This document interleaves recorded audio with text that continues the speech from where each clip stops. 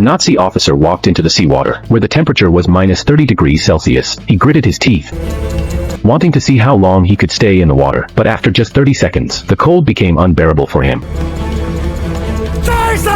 So he clambered out at once. The officer then forcibly pushed another prisoner of war into the sea, threatening him to submerge his body in the water. The prisoner's face quickly turned blue, and his body trembled uncontrollably. The officer was convinced that no one could swim across the sea in such extreme cold. Just 2 days prior, a Norwegian soldier had escaped.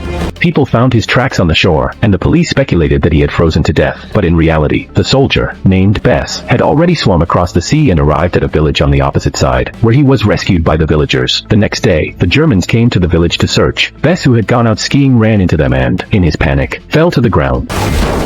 The officer noticed Bess and handed him the hat he had dropped. Then, Bess quickly left the scene, but it wasn't long before the officer sensed something was wrong. Because most Norwegians were good at skiing, he immediately ordered a helicopter to pursue Bess.